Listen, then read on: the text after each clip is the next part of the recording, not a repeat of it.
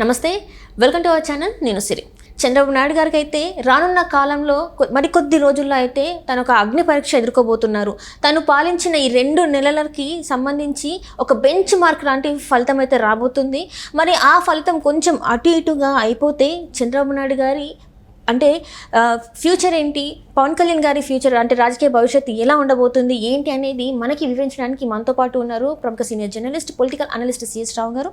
నమస్కారం సార్. నమస్తే సార్, ఇప్పుడు కొన్ని రోజులలో అంటే రానున్న కొన్ని రోజులలో చంద్రబాబు నాయుడు గారు ఒక ఏమంటే అగ్ని పరీక్షని ఎదుర్కోబోతున్నారట్టు మరి వార్తలు వస్తున్నాయి. దీంతో అయితే ఇప్పుడు ఏదైతే ఈ పరిపాలన 2 నెలల కాల పరిపాలన ఏదైతే ఉందో దానికి ఒక బెంచ్ మార్క్ లాంటి ఫలితం రాబోతుంది అని చెప్పేసి కూడా వార్తలు వస్తున్నాయి.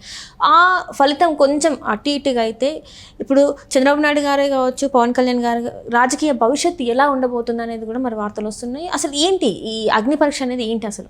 ఇప్పుడు రాజకీయాల్లో ఎప్పుడైనా ఏ రాజకీయ పార్టీ అయినా కానీ ఒక చిన్న అంశం దొరికితే కనుక దాన్ని తమ వైపు తిప్పుకొని భవిష్యత్తుకు బాటలు వేసుకోవడానికి ప్రయత్నం చేస్తాయి. ఏ రాజకీయ పార్టీ అయినా, ఏ రాజకీయ పార్టీ లీడర్ అయినా కానీ. ఈ నెలాఖరికి అంటే 30వ తారీఖున ఎమ్మెల్సీ ఎన్నికలు జరగబోతుంది. ఎమ్మెల్సీ ఎన్నిక, స్థానిక సంస్థల ఎమ్మెల్సీ ఎన్నిక జరగబోతుంది. ఆ ఎమ్మెల్సీ ఎన్నికల్లో వైఎస్ఆర్ కాంగ్రెస్ పార్టీ ఖచ్చితంగా గెలవాలి అని చెప్పి పక్కా స్కెచ్ వేసింది. ఆ స్కెచ్ని తాడేపల్లిలో జగన్మోహన్ రెడ్డి గీశారు. గీసి తొలి విడతగా ఏం చేశారు, బొత్స సత్యనారాయణ అభ్యర్థిగా, ఎమ్మెల్సీ అభ్యర్థిగా ప్రకటించారు బొత్స సత్యనారాయణని. తర్వాత బొత్స సత్యనారాయణతో పాటు ఆ ఎన్నికలను మానిటర్ చేయడానికి అంబటి రాంబాబు, కన్నబాబు, ముత్యాల నాయుడు ఇలాంటి కీలకమైనటువంటి లీడర్లని అక్కడ మోహరింపజేశారు. సో ఉత్తరాంధ్రకు సంబంధించినటువంటి స్థానిక సంస్థల ఎన్నికల ఎమ్మెల్సీ ఎన్నికల ఫలితాలు రాబోయేటువంటి రోజుల్లో అంటే 30వ తారీఖు, ఈ నెల 30వ తారీఖు అంటే సమీప భవిష్యత్తులోనే ఆల్రెడీ ఎలక్షన్ నోటిఫికేషన్ ఇచ్చారు. ఎన్నికలు 30వ తారీఖు జరగబోతున్నాయి, 30వ తారీఖు రిజల్ట్ రాబోతున్నాయి. ఆ ఫలితాల్లో కనుక వైఎస్ఆర్ కాంగ్రెస్ పార్టీ అభ్యర్థిగా నుంచి బొత్స సత్యనారాయణ కనుక గెలవడం జరిగితే చంద్రబాబు నాయుడు ఈ 2 నెలల పైగా జరిగేటువంటి పరిపాలన ఏ విధంగా ఉందో మరింత గొంతు ఎత్తి విప్పి ప్రజల్లోకి వెళ్ళడానికి వైఎస్ఆర్ కాంగ్రెస్ పార్టీకి రాచబాటగా మారే అవకాశం ఉంది. ఈ 2 నెలల్లోనే ప్రజాదరణ కోల్పోయారు అనేటువంటి ఒక ప్రచారం చేసేటువంటి అవకాశం జగన్మోహన్ రెడ్డికి, వైఎస్ఆర్ కాంగ్రెస్ పార్టీకి లభిస్తుంది.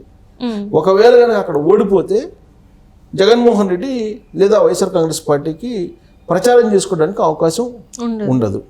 సహజంగా ఏ రాజకీయ పార్టీ అయినా అధికారంలోకి వచ్చినప్పుడు హనీమూన్ పీరియడ్ అని ఒక 6 months కాముగా ఉంటారు. అంటే పరిపాలనలోకి వచ్చినటువంటి పార్టీ ఏం చేస్తుంది, ఈ ప్రభుత్వం ఏం చేస్తుంది అనేది అబ్జర్వ్ చేస్తారు విపక్షాలు.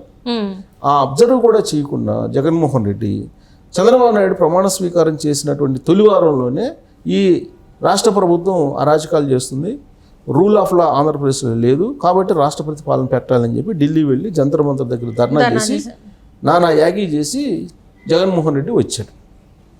అంటే రాష్ట్ర ప్రభుత్వాన్ని బదనాం చేయడానికి ఏ చిన్న అంశాన్ని తీసుకొని అయినా సరే జగన్మోహన్ రెడ్డి రాద్ధాంతం చేస్తున్నారు. ఇప్పుడు ఆయన ప్రమాణ స్వీకారం ఎమ్మెల్యేగా చేసేటప్పుడు కూడా ప్రోటోకాల్ ప్రకారం చేయలేదు అనే ఒక ఇష్యూని తీసుకొచ్చాడు, ప్రజల మధ్య తీసుకెళ్లారు. దాని కారణంగా ఏమొస్తుంది అంటే సింపతి వస్తుంది అనేది ఆయన యాంగిల్. ఆ తర్వాత ఏం చేశారు, ప్రతిపక్ష హోదా ఇవ్వట్లేదు నాకు అని చెప్పి హైకోర్టులో వేశారు. ఆ తర్వాత కంటిన్యూషన్లో ఏం చేశారు, తనకి జూన్ 3వ తారీఖు వరకు ఉన్నటువంటి రక్షణ ఏదైతే ఉందో దాన్ని కల్పించట్లేదు, నాకు సెక్యూరిటీని తీసేశారు అనేటువంటి ఇంకొక అంశాన్ని తీసుకెళ్ళి హైకోర్టులో పిటిషన్ వేశారు. ఇవన్నీ కూడా సింపతి గెయిన్ చేయడానికి ప్రజల నుంచి జగన్మోహన్ రెడ్డి ఆడుతున్నటువంటి గేమ్. 5 సంవత్సరాలు తన పరిపాలన ఏ విధంగా ఉందో చూసిన తర్వాత జగన్మోహన్ రెడ్డిని చీకొట్టారు. ఒక రకంగా చెప్పాలంటే 11 మంది ఎమ్మెల్యేలు మాత్రమే పరిమితం అయింది వైఎస్ఆర్ కాంగ్రెస్ పార్టీ. జగన్మోహన్ రెడ్డి అంటే తిరస్కరించారు, చీకొట్టారు, అంతే కదా. అలాంటి పరిస్థితుల్లో ఈయన ప్రజల్లోకి వెళ్తే వ్యతిరేకత అనేది సహజంగా వస్తుంది. ప్రజల్లోకి వెళ్ళి ఇప్పుడున్నటువంటి చంద్రబాబు నాయుడు ప్రభుత్వాన్ని విమర్శించేటువంటి సాహసం కనుక చేస్తే ప్రజలే తిరగబడి జగన్మోహన్ రెడ్డిని అడ్డుకునేటువంటి ప్రమాదం ఉంది. అందుకే ఆయన ఏమన్నాడు, డిసెంబర్ తర్వాత నేను ప్రజల మధ్యకి వెళ్తాను అని అన్నాడు. అంటే ఈ లోపుగా ప్రజల నుంచి సింపతి గెయిన్ చేయటం, ఆ తర్వాత ఈ ఎమ్మెల్సీ ఎన్నికల లాంటి వాటిని తీసుకొని ప్రజలు చంద్రబాబు నాయుడు ప్రభుత్వానికి వ్యతిరేకంగా ఉన్నారు, అందుకే నాకు ఎమ్మెల్సీ ఎన్నికల్లో గెలిపించారు అనేటువంటి ఒక స్లోగన్ తీసుకెళ్లేటువంటి ప్రయత్నం ఆయన చేస్తాడు. సో డిసెంబర్ తర్వాత అందుకే వెళ్తాను ప్రజల మధ్యకి అనేటువంటి ఒక అభిప్రాయాన్ని ఆయన చెప్పడం జరిగింది. సో జగన్మోహన్ రెడ్డి యొక్క మొత్తం మైండ్ గేమ్ని కనుక చూస్తూ ఉంటే బహుముఖంగా ప్రయత్నం చేస్తున్నారు. అంటే న్యాయస్థానాలను ఉపయోగించుకొని చికాకు పెట్టడం ప్రభుత్వాన్ని, ఇంకొక వైపు సానుభూతిని క్రియేట్ చేసుకోవటం, మరోవైపు ఇప్పుడు తాజాగా వచ్చినటువంటి ఎన్నికలను బేస్ చేసుకొని ప్రజాదరణ కోల్పోతున్నాడు చంద్రబాబు నాయుడు అని చెప్పేదానికి అవకాశం కోసం వెయిట్ చేస్తున్నారు. దాంట్లో భాగంగా వచ్చినటువంటి అవకాశం ఈ నెల 30వ తారీఖున వచ్చినటువంటి ఎన్నిక. ఈ ఎన్నికల్లో గనక వైఎస్ఆర్ కాంగ్రెస్ పార్టీ గెలిస్తే ఖచ్చితంగా చంద్రబాబు నాయుడు పరిపాలన మీద ఫైట్ చేయడానికి జగన్మోహన్ రెడ్డి మరింత దూకుడు ప్రదర్శించేటువంటి అవకాశం ఉంటుంది.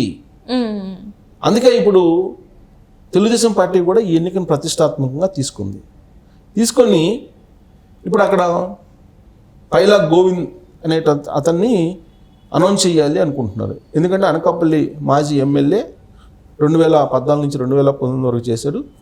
ఆయన 2024 ఎన్నికల్లో అభ్యర్థిత్వాన్ని ఆశించారు, కానీ ఆయనకి కూటమిలో సర్దుబాట్లు భాగంగా ఆయనకి పోటీ చేసే అవకాశం రాలేదు. కాబట్టి ఆయనకి ఎమ్మెల్సీ అభ్యర్థిగా అనౌన్స్ చేసే అవకాశం ఉంది అని చెప్పి అంటున్నారు. పొలిట్ బ్యూరో సమావేశం గురువారం రోజు ఉంది తెలుగుదేశం పార్టీది. ఆ పొలిట్ బ్యూరో సమావేశం అయిన తర్వాత ఆయన అభ్యర్థిత్వాన్ని అనౌన్స్ చేసే అవకాశం ఉంది అని అంటున్నారు. ఆయన అభ్యర్థిత్వాన్ని అనౌన్స్ చేసిన తర్వాత తెలుగుదేశం పార్టీ నుంచి వ్యూహాత్మకంగా అక్కడ ఎమ్మెల్సీ ఎన్నికల్లో గెలవడానికి కొన్ని పథక రచనలు చేశారు. వాటిని ఇంప్లిమెంట్ చేయడానికి మంత్రులుగా ఉన్నటువంటి పయ్యావుల కేశవ్ని అక్కడికి పంపించబోతున్నారు. అలాగే అక్కడ ఉత్తరాంధ్రలో ఉండేటువంటి అచ్చెన్నాయుడు అక్కడికి వెళ్ళబోతున్నారు. ఆయనతో పాటు మరి కొంతమంది లీడర్లను కూడా అక్కడ పంపించి ఎట్టి పరిస్థితుల్లో ఆ ఎన్నికల్లో గెలవాలి అనేటువంటి ఒక ప్రయత్నం అయితే చేయడానికి ఒక స్కెచ్ అయితే తెలుగుదేశం పార్టీ వేసింది. అయితే క్షేత్రస్థాయిలో ఉండేటువంటి పరిస్థితి ఏంటి? స్థానిక సంస్థల ఎమ్మెల్సీ ఎన్నికలు కాబట్టి ప్రస్తుతం స్థానిక సంస్థల్లో ఎంపీటీసీలు కానీ జెడ్పీటీసీలు వీళ్ళు ఎవరున్నారు అక్కడ అని అంటే వైఎస్ఆర్ కాంగ్రెస్ పార్టీ వాళ్ళు ఎక్కువ ఉన్నారు.